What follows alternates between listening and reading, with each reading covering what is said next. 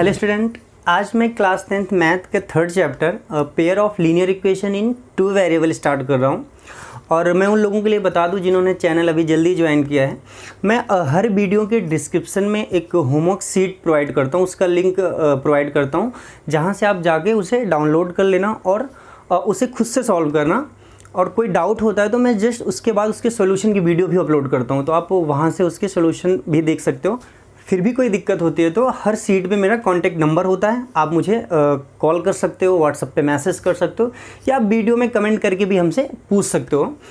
तो आइए हम लोग स्टार्ट करते हैं। Pair of linear equation in two variable में जिन जिन चीज़ों की हमें ज़रूरत पड़ेगी, आइए उनके बारे में जानते हैं, उनका इंट्रोडक्शन करते हैं हम लोग। तो सबसे पहले इसमें हम जानते हैं वेरिएबल क्या होता है। ये सारी चीज़ें मैंने आपको इंट्रोडक्शन का जो लेक्चर था वहाँ पर भी बताया था स्टार्टिंग में, और जो पिछला चैप्टर था पॉलिनोमियल वहाँ पर भी मैंने बहुत अच्छे से बताया था। तो मैं बहुत जल्दी से इसको आपको बता के फिर आगे बढ़ता हूँ। अगर आपको प्रॉपरली से पढ़ना है तो आप पिछला चैप्टर जाके पढ़ सकते हो, या फिर स्टार्टिंग जो थर्ड पार्ट था बेसिक मैथ का, उसमें भी आप जाके पढ़ सकते हो, वहाँ पर मैंने ये सारी चीज़ें बता रखी है।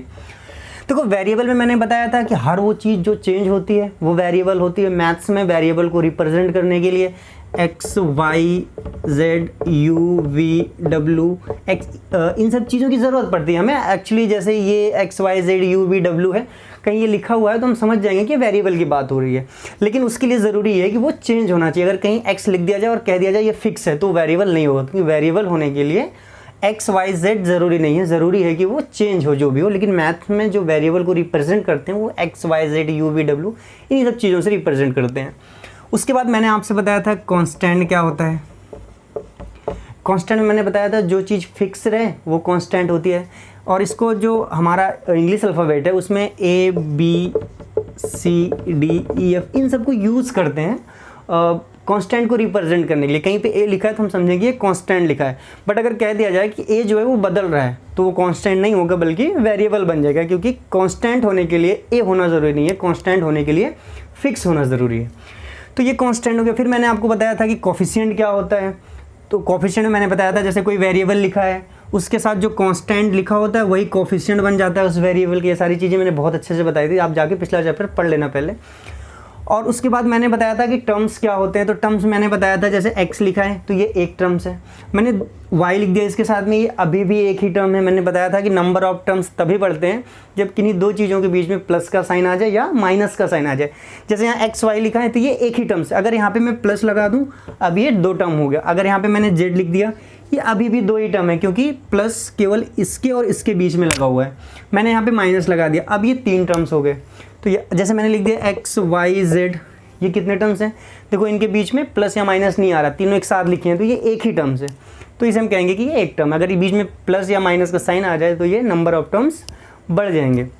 तो ये सारी चीज़ें मैंने बेसिक मैथ में बताई थी, और पॉलिनोमियल का जो इंट्रोडक्शन था वहाँ पर भी बताया था, तो आप वहाँ से जाके देख लेना इन चीज़ों को। एक चीज़ मैंने और बताया था आपको कि इक्वेशन क्या होता है और एक्सप्रेशन क्या होता है। इक्वेशन में मैंने बताया था कि अगर कहीं पे भी इक्वल का साइन दिख जाए तो वो इक्वेशन होता है, और इक्वल का साइन नहीं दिखे तो वो एक्सप्रेशन होता है। इसको भी मैंने पिछले लेक्चर में पिछले चैप्टर में बताया था आपको। देखो जैसे लिखा है x + y = 5, यहाँ पर इक्वल का साइन दिख गया मतलब ये इक्वेशन है। अगर मैं ऐसे लिख दूँ x + 3 कहीं लिखा हुआ है तो ये एक्सप्रेशन होगा, ये इक्वेशन नहीं होगा। तो याद रखना जब भी इक्वल का साइन होगा तो वो इक्वेशन होता है, इक्वल का साइन नहीं होगा तो वो एक्सप्रेशन होता है। ये तो बेसिक बातें थी जो आपको पीछे जाके पढ़ना है। अब मैं स्टार्ट करता हूँ कि यहाँ पर किन किन चीज़ों की ज़रूरत पड़ेगी, उससे स्टार्ट करता हूँ। आइए हम लोग आगे देखते हैं। देखो जैसे कहीं पर लिखा है x + 3 = 0। अब ध्यान से देखना, लीनियर इक्वेशन मैंने आपसे बताया था पिछले ही चैप्टर में कि लीनियर क्या होता था, क्वाड्रेटिक क्या होता था, क्यूबिक क्या होता था। अगर जो वेरिएबल है उसकी पावर 1 है, मतलब हाईएस्ट पावर 1 है यानी डिग्री 1 है, तो उसे हम कहते थे वो लीनियर पॉलिनोमियल होता था। अगर हाईएस्ट पावर 2 हो यानी डिग्री 2 हो तो हम कहते थे वो क्वाड्रेटिक पॉलिनोमियल होता था। अगर हाईएस्ट पावर 3 हो यानी अगर उसकी डिग्री 3 हो तो हम कहते थे ये क्यूबिक पॉलिनोमियल है। तो देखो यहाँ पे हाईएस्ट पावर जो वेरिएबल है उसकी पावर चेक करते हैं, हाईएस्ट पावर वेरिएबल की 1 है, इसका मतलब ये लीनियर होगा। ये एक बात कंफर्म हो गई कि ये लीनियर है। और देखो इक्वल का साइन लगा इसलिए हम कहेंगे ये लीनियर इक्वेशन है। अब देखो यहाँ पे ये लीनियर इक्वेशन है, चलो हम लिख देते हैं ये लीनियर इक्वेशन है, ये समझ जाना, एल मतलब लीनियर इक्वेशन है। ये कंफर्म हो गई। मैंने लिख दिया x plus y equal to 5। अब इसे देखते हैं। देखो एक जगह वेरिएबल यहाँ है, एक जगह वेरिएबल यहाँ है, यहाँ पे पावर 1 है और यहाँ पर भी पावर 1 है, यानी हाईएस्ट पावर 1 हो गई। अगर हाईएस्ट पावर 1 हुई मतलब डिग्री 1 हुई, अगर डिग्री 1 हुई तो मतलब ये लीनियर होगा, और इक्वल का साइन है तो इक्वेशन हो जाएगा। यानी ये भी लीनियर इक्वेशन है और ये भी लीनियर इक्वेशन है, तो दोनों में डिफरेंस क्या है? देखो ये लीनियर इक्वेशन है लेकिन यहाँ पे केवल एक वेरिएबल दिख रहा है, और ये भी लीनियर इक्वेशन और यहाँ पे 2 वेरिएबल दिख रहा है, तो हम इस वाले को कहेंगे लीनियर इक्वेशन इन 1 वेरिएबल। समझ जाना, मैं शॉर्ट में लिख रहा हूँ ऐसे, लीनियर इक्वेशन इन 1 वेरिएबल। वैसे ये क्या होगा, ये भी लीनियर इक्वेशन है बट ये 2 वेरिएबल के साथ, हम क्या लिखेंगे, लीनियर इक्वेशन इन 2 वेरिएबल। तो याद रखना, अगर किसी लीनियर इक्वेशन में 2 वेरिएबल है तो हम कहेंगे लीनियर इक्वेशन इन 2 वेरिएबल है। अब देखो जैसे कहीं लिखा है x plus y equal to 9 और लिखा है x minus y equal to 7। अब थोड़ा ध्यान से देखना इसे। अब ये दोनों एक साथ ही लिखे हुए हैं, जैसे ये कहीं अलग लिखा हुआ था, ये कहीं अलग लिखा हुआ था, या हो सकता है ये दोनों एक साथ ही लिखे हों, लेकिन ये अलग टाइप का इक्वेशन है, ये अलग टाइप का है। ये लीनियर इक्वेशन इन 1 वेरिएबल है, ये लीनियर इक्वेशन इन 2 वेरिएबल है। बट ये देखो x plus y equal to 9, x minus y equal to 7, इस तरह से कोई भी इक्वेशन है, वो 2 इक्वेशन एक साथ लिखा हुआ है। तो देखो हम पहले इसे देखेंगे किस टाइप का इक्वेशन है। बिल्कुल देखो x और y, इसकी डिग्री 1 है, पावर हाईएस्ट पावर 1 है, मतलब डिग्री 1 हुई, तो ये लीनियर इक्वेशन इन 2 वेरिएबल है। ये क्या है, लीनियर इक्वेशन इन 2 वेरिएबल है। और नीचे वाले को देखते हैं, यहाँ पे भी एक वेरिएबल ये, एक वेरिएबल ये, और पावर 1 और 1 यानी हाईएस्ट पावर 1 डिग्री 1 हुई, ये भी लीनियर इक्वेशन इन 2 वेरिएबल है। ये भी लीनियर इक्वेशन 2 वेरिएबल है और ये भी लीनियर इक्वेशन इन 2 वेरिएबल है, और दोनों एक साथ लिखे हुए हैं, यानी लीनियर इक्वेशन इन 2 वेरिएबल 2 हैं और दोनों एक साथ लिखे हुए हैं। जब दोनों एक साथ लिखे जाएंगे तो उसी को हम लोग कह देते हैं pair of linear equation in 2 variable, जो चैप्टर का नाम है। तो याद रखना कि इस चैप्टर का नाम pair of linear equation in 2 variable क्यों है, ये समझ में आ गया आपको। देखो लीनियर इक्वेशन इन 2 वेरिएबल एक लिखा है यहाँ पे, और लीनियर इक्वेशन इन 2 वेरिएबल एक और लिखा है, यानी 2 इक्वेशन लिखा है लीनियर इक्वेशन इन 2 वेरिएबल। जब दोनों एक साथ लिखे जाएंगे तो हम कहेंगे कि ये पेयर में है। जब पेयर में है तो उसी को हम कहेंगे pair of linear equation in 2 variable. यही हमारा चैप्टर।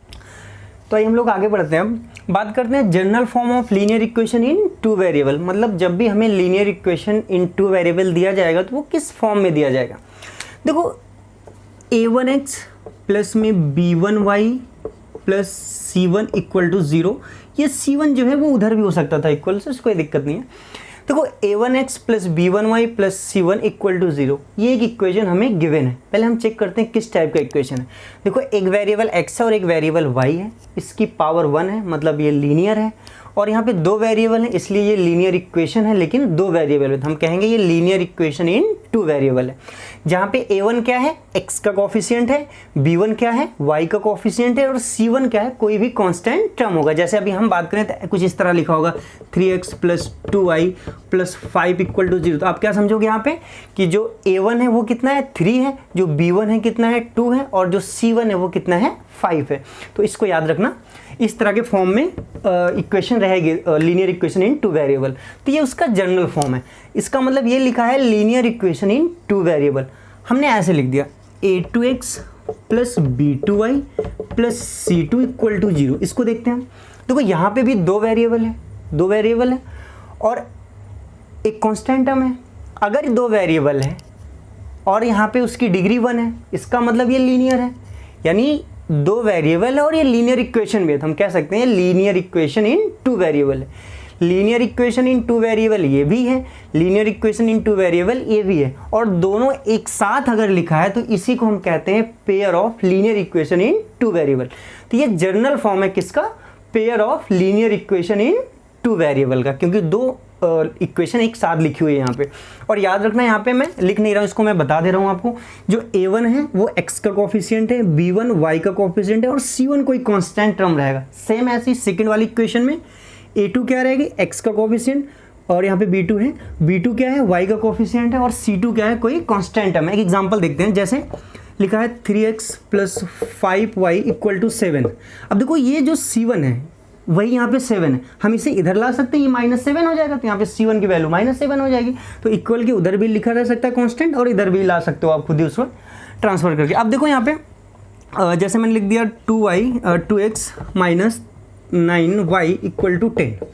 अब इसे देखो आप, ये भी लीनियर इक्वेशन इन 2 वेरिएबल है, ये भी लीनियर इक्वेशन इन 2 वेरिएबल है, इसलिए ये pair of linear equation in 2 variable है। अगर कोई आपसे पूछे कि यहाँ पे भाई a1 की वैल्यू कितनी है, तो देखो a1x b1y c1, ये है a1 की वैल्यू होगी 3, b1 की वैल्यू कितनी होगी यहाँ पे 5। कोई c1 की वैल्यू पूछेगी तो आप क्या बताओगे? अगर कोई भी c1 की वैल्यू पूछेगा तो आप क्या कहोगे उससे?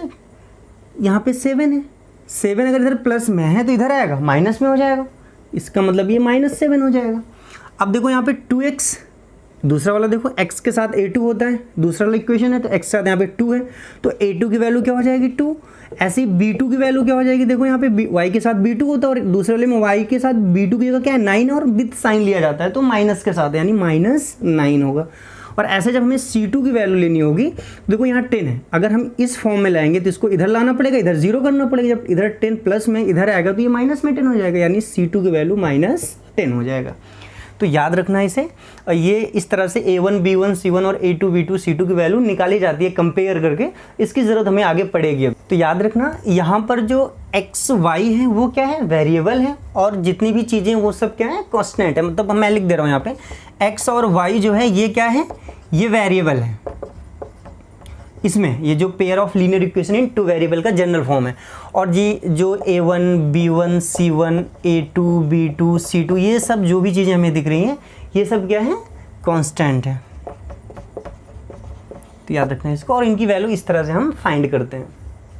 तो हम लोग आगे बढ़ते हैं और जानते हैं कि जब pair of linear equation in 2 variable दिया जाता है तो उसे हम कैसे सॉल्व करते हैं, यानी solving of pair of linear equation in 2 variable.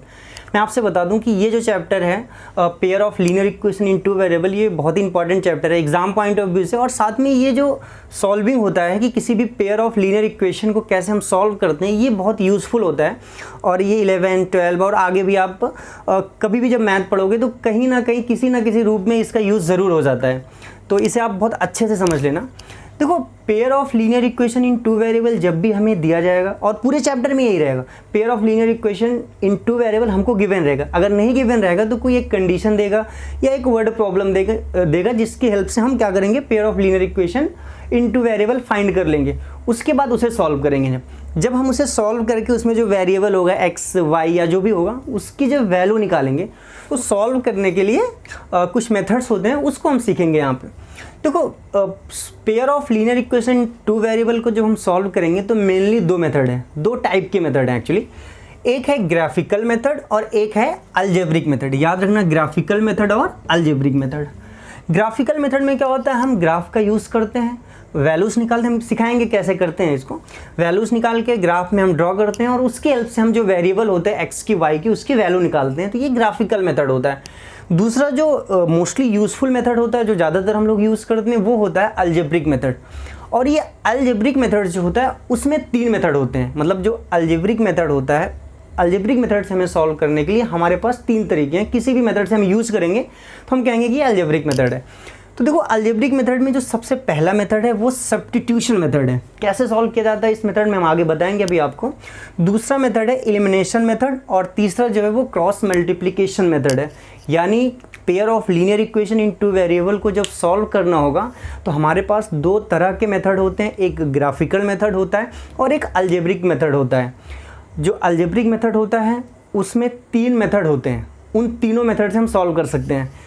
Answer same आता है, किसी भी मेथड से करोगे आंसर सेम आएगा। ये अलजेब्रिक मेथड से सॉल्व करने के अलग अलग तरीके हैं। पहला है सब्स्टिट्यूशन मेथड, दूसरा है एलिमिनेशन मेथड और तीसरा क्या है, क्रॉस मल्टीप्लिकेशन मेथड। ज़्यादातर जो हम लोग यूज़ करते हैं वो एलिमिनेशन मेथड यूज़ करते हैं। हालांकि एग्जाम में कोई भी आ सकता है तीनों में से, और अगर नाम लेके पूछेगा कि आपको जो इक्वेशन दी गई है इसी मेथड से सॉल्व करो, तो आपको वही मेथड अप्लाई करना होगा। अगर नाम नहीं दिया रहेगा तो आप इन तीनों में से कोई भी यूज़ कर सकते हो, उसकी वैल्यू आ जाएगी। तो अब हम क्या करेंगे, इसमें सबसे पहले जानेंगे ग्राफिकल मेथड के बारे में। तो ये टॉपिक मैं नेक्स्ट लेक्चर में पढ़ाऊंगा। अगर अभी तक आप लोगों ने चैनल को सब्सक्राइब नहीं किया है तो चैनल को सब्सक्राइब कर लीजिएगा और बेल आइकन पे भी क्लिक कर दीजिएगा, जिससे कि जब मैं कोई वीडियो अपलोड करूँ तो नोटिफिकेशन आप तक पहुंच जाए। और मैं आप लोगों को बता दूं कि 9th to 12 मैथ का पूरा सिलेबस मैं इस चैनल पे अपलोड करूंगा।